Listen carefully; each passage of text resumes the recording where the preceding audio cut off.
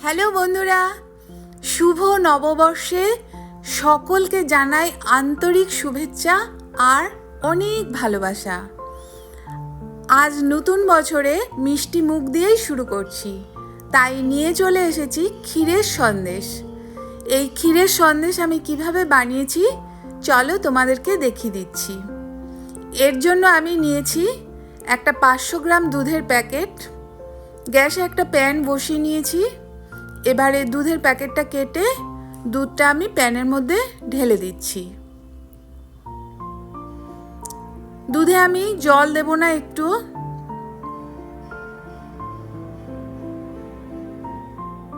এবারে আমি গ্যাসটা জ্বালিয়ে দিচ্ছি। প্রথমেই দুধটাকে জাল হতে দেব। দুধটা জাল হয়ে যাবার পর অনবরত কিন্তু দুধটাকে নাড়তে হবে। গ্যাসটা মিডিয়ামে করে দিয়েছি, নইলে দুধটা উতলে পড়ে যেতে পারে।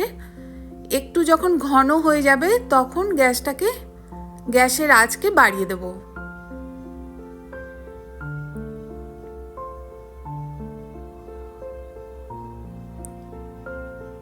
দুধটা অনেকটাই ঘন হয়ে গেছে। এবারে এর মধ্যে আমি 1 বাটি গুঁড়ো দুধ দিয়ে দিলাম। ভালো করে মিশিয়ে নিচ্ছি দুধের সাথে।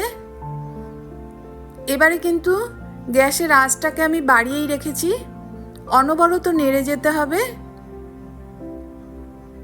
অনেকটা টাইম ধরেই এটা বানাতে হবে, একটু ধৈর্য ধরে।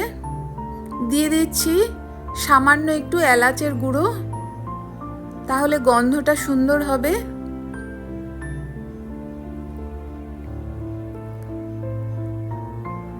দুধটা কিন্তু একেবারে ক্ষীর বানিয়ে নিতে হবে।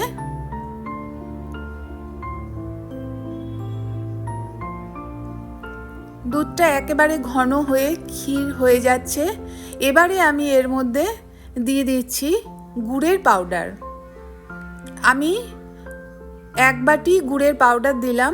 মিষ্টিটা যে যার পছন্দ অনুযায়ী দেবে।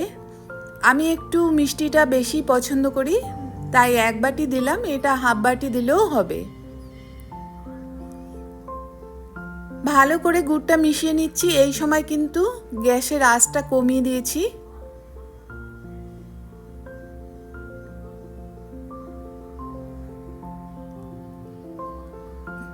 দুধটাকে আরো ঘন করে নিয়ে একদম ক্ষীর হয়ে গেছে দেখো। এবারে আমি গ্যাসটা কিন্তু বন্ধ করে দেব। এটা ঠান্ডা হলে আরো ঘন হয়ে যাবে।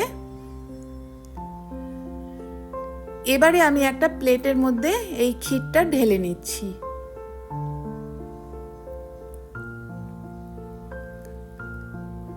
ক্ষীরটা পুরোটা ঢেলে নিয়ে একটু ছড়িয়ে দেব, যে ঠান্ডা হলে একটু শক্ত হবে।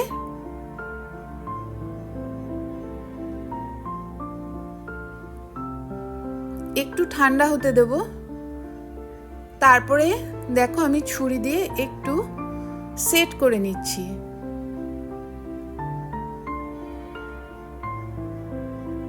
এবারে এটা আমি ফ্রিজের মধ্যে রেখে দেব 1 ঘন্টা।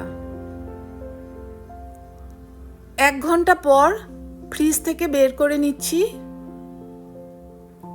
এবারে একটা ছুরির সাহায্যে, ছুরির গায়ে একটু ঘি মাখিয়ে নিয়েছি, ছুরির সাহায্যে আমি কেটে নিচ্ছি।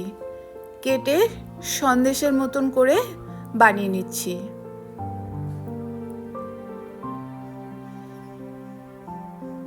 যার যেরকম পছন্দ সেভাবেই কিন্তু কেটে নিতে পারে।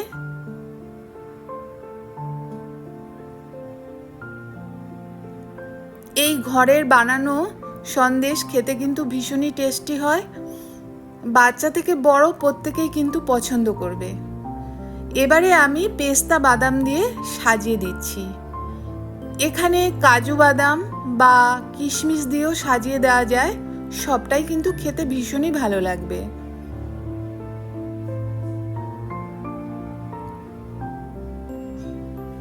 সাজিয়ে নেওয়া হয়ে গেছে। এবারে কিন্তু পিস পিস করে কেটে তুলে সন্দেশের মতন খেয়ে নেওয়া যাবে। একদম রেডি ক্ষীরের সন্দেশ। কেমন লাগলো তোমাদের আমাকে কমেন্ট করে জানিও। ভালো লাগলে একটা লাইক করো। আজকের মতন এই অবধি, আবার দেখা হবে অন্য কোনো ভিডিওতে তোমাদের সঙ্গে। ততক্ষণ তোমরা সকলে সুস্থ থেকো, ভালো থেকো। একটা তোমাদের দেখিয়ে দিচ্ছি।